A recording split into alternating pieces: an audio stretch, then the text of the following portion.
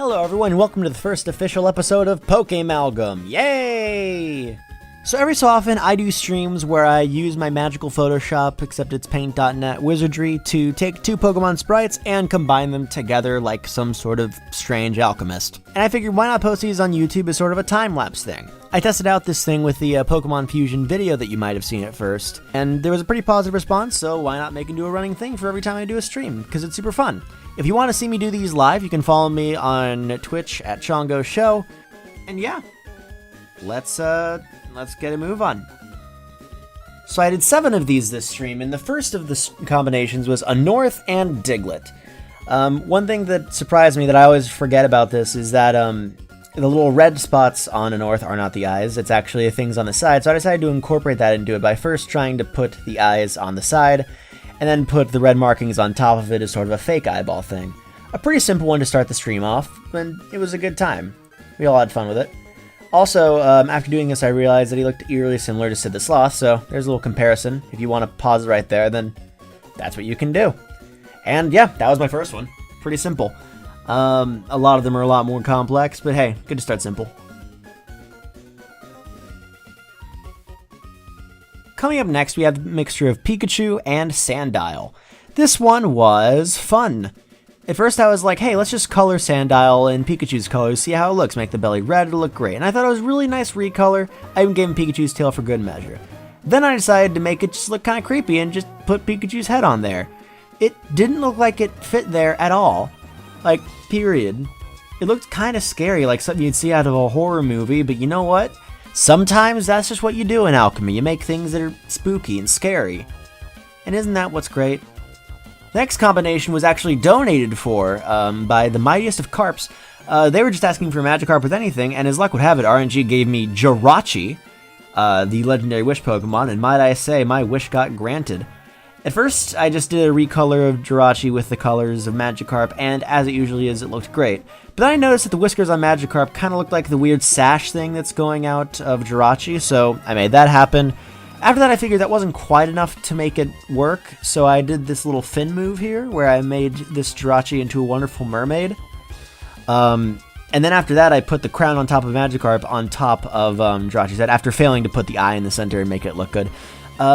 But regardless of how that happened, it looked really good in the end, as you will see in just a couple seconds. I also used a pretty neat trick. I'm learning all sorts of new tricks as this goes on to make it look better. By, like, for instance, on this one I picked a gradient, so I could sort of get an in-between color so I could make it look like it was phasing. But it's really good. The person who commissioned it actually ended up making a perler bead sort of thing of this fusion, and hopefully they send it to me one day. That'd be awesome.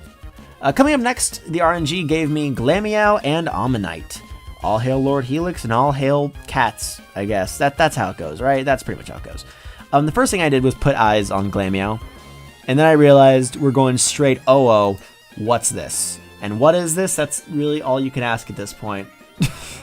After that, I tried to sort of put a shell on it, as you're about to see, and it worked to varying degrees. Trying to get the right shades for the shell was definitely a bit of a mess, but it ended up working out in general, and then I had to position it and stuff. It was a pretty messy thing, but the eyes made it all worth it, in my humble opinion, because, I mean, look. Well, I mean, you can't look. Yeah, look. It's just staring into your soul. It wants your face. I don't know. You know what I'm talking about. Next, Ancient Magnolia gave me $10 to do Cubone and Roserade. Two very, very neat pokes, each one holding their own separate thing. So I figure why not color Cubone green and give them some flowers.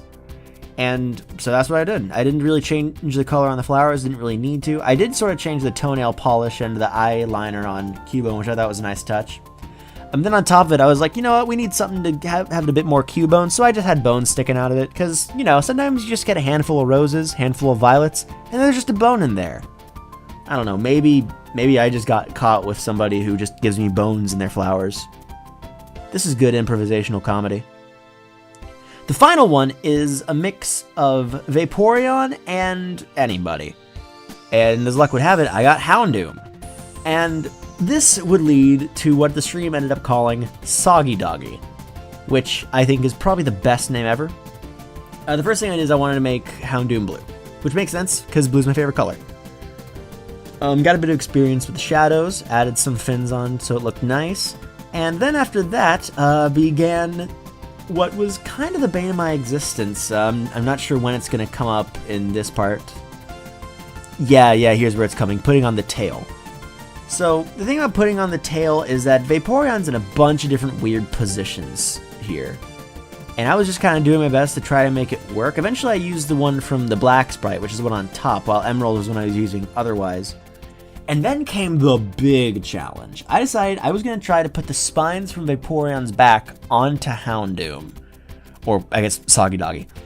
And that was just a mess in the making. I tried to put sort of the 3 arches that were normally on Houndoom's back on there to make it look good. Like at one point it was looking super flat, which I just thought looked wrong.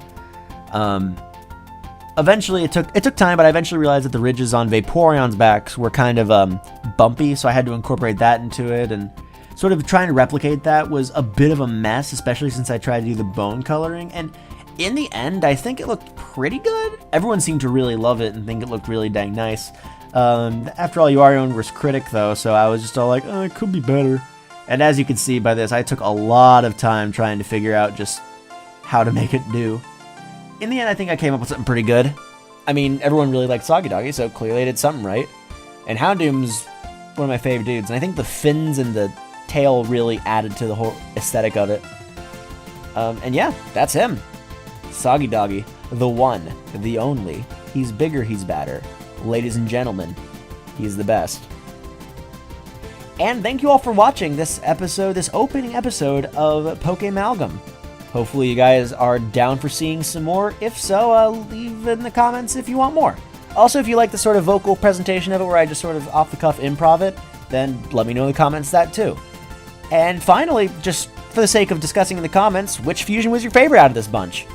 I'll be posting the next one because at the time of recording, I just had a stream last night, and I'll be putting that one up maybe later this week, depends on how long it takes to get it all together.